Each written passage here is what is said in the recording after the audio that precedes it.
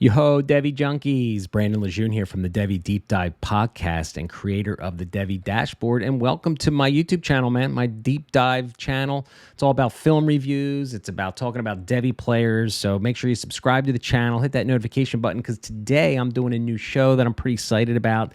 I decided I'm going to do just like a quick reaction show. I'm going to jump on my channel here, probably Sunday mornings, drinking coffee, just kind of talking about what we saw overnight.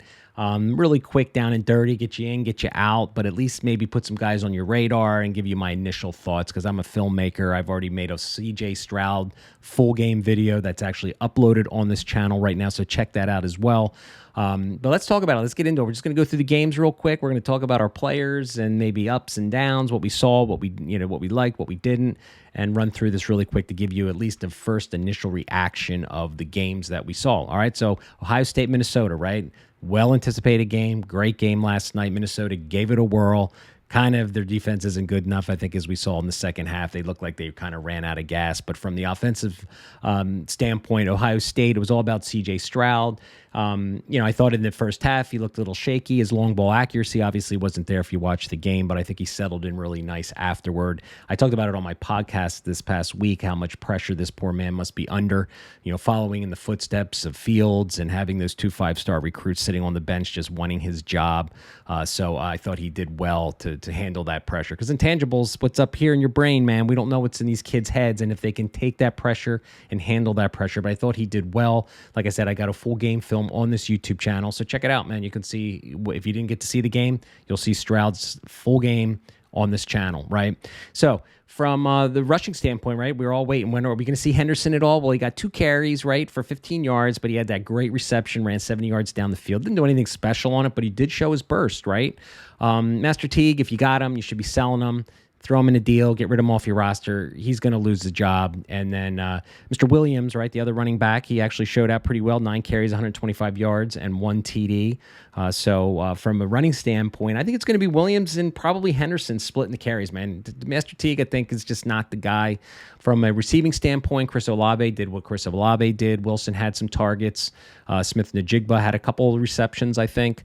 But this game, for the first game, for the Ohio State game, it was all about C.J. Stroud for me, to see how he handled that pressure, because I've been kind of talking about him a lot on my podcast. So Minnesota, just my heart goes out to Ibrahim. Tore his Achilles last night. Super productive guy. It's a shame to come back from those Achilles. Running backs, we all know from running backs, it's really hard, man, with those Achilles tendons to come back and regain that burst and stuff. But again, we'll have to see what he did. But what I want to talk about with Minnesota real quick, 2 guys that kind of broke out on the receiving end that I think we need to take a bigger look at. Daniel Jackson, all right, and Dylan Wright, right? 2 guys that broke out. I'm going to put films on this channel on both of these guys. I've already got to record. I got to cut it up, put it out on the channel to give you a glimpse. So if you didn't see this game, 2 guys that we're going to want to take a look at. Let's run over to the Bowling Green, Tennessee game. Bowling Green, no one worth talking about. Tennessee, to me, Milton broke my heart when he got the starting nod over Harrison Bailey. I love Harrison Bailey's high school film. That's a fail on my part, because he's not even getting the start right now. But Milton isn't a very good player, so I guess my hope, I shouldn't give up hope just yet. But the guy I want to talk about is Jabari Small, right? He played pretty well last night at running back. 23 carries, 124 yards, 2 TDs. He was a 3-star prospect. He was the 12th ranked all-purpose back coming out of 24 composite. So he's maybe somebody I got to take a look at. Didn't really watch a lot of his film. Don't know how he looked on film, but somebody that you might want to take a look at. From a receiving standpoint for Tennessee, there's really nobody there that I'm like super interested in and wasting your time actually talking about. Boise State UFC, Boise State side, you got Khalil Shakir, had a nice game, 5 receptions, 95 yards, 2 TDs. And Dylan Gabriel is really the UCF player that has really Devy value right now more than any other player on that team. I can't say that I looked at a ton, but he had a productive day, 4 TDs. He had 2 picks. Completion percentage looks like it was like just in the high 50s. So Jalen Robinson is a receiver. Leading receiver, 6 carries, 140 yards, and a TD. He had made some Devy noise as well, so he's a guy that we're probably going to want to look into a little bit more. All right, let's go to the late night game. All right, Arizona, they played, at 10:30 last night. I was long in bed by then, so I got up this morning and really kind of went back and took a look at the film on that. Jayden Daniels, to me, is a guy that I've never really ranked very high in my Devy Devy dashboard. I just think he just doesn't have the body build to withstand the NFL, man. You just have to have the build, and I'm not sure he has that. But he had an okay game. He was 10 of 12, 132 yards, no picks, no TDs. But to me, it was all about the running game for this particular game because, Diamante Traynham, I actually have a video on my YouTube channel that we broke down his film in detail from last year. But Rachaad White is a guy that looked really good. And, looking at both of them, they were both productive. Traynham had 6 attempts, 52 yards, 2 TDs. And White had 7 attempts, 58 yards, and 2 TDs. So relatively comparable stats. But I'll tell you, White looked like he had a little bit more bounce to me from looking at both of those guys play. So I think White is somebody I'm going to do a little deep dive film on in the next few weeks. Keep an eye on him.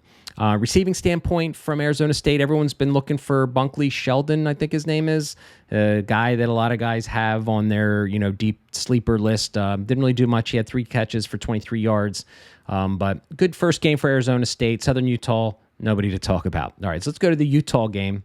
And the only guy I want to really talk about is Tavian Thomas, right? So this is his third. He's a junior this year. Really had a nice game, 12 attempts, 107 yards, 2 TDs. I did not look at this film specifically yet, but trust me, this is a guy that I'm going to take a look at.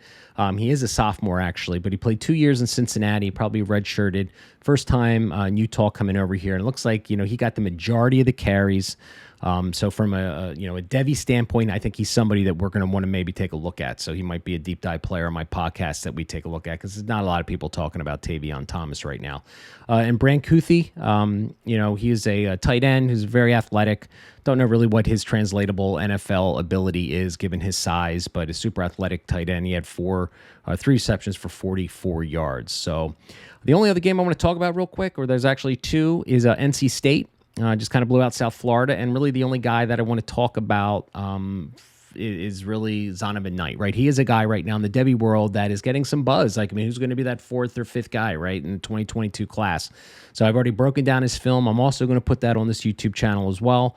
Looks pretty good, man. He's got, I thought he showed really good contact balance. He's really got shifty feet. Not sure he's the most powerful guy to take down the pile and break a lot of tackles, but certainly with guys get their hands on him, he's got that contact balance. And he's really got the athleticism out of the backfield. He really made some really nice receptions in this game. So he is is he NFL material? I'm not 100% sure yet. I'm going to do a little bit more deep dive on him. But again, I'll have a film on this YouTube channel relatively shortly, so you can take a look at him yourself, because that's what we're going to do on this channel is we provide game films for you to scout your own players, man. Not a highlight film, a scouting film where we're gonna do every reception, we're gonna do every carry and everything, so you can really take a look at these players. So Coastal Carolina game was the only other game on last night. 52-14, they blew out the Citadel. Grayson McCall was effective, 16 of 19, 262 and 1 TD. A guy that is, I think, eligible this year to be drafted, may stay again and be more of a 2023 prospect.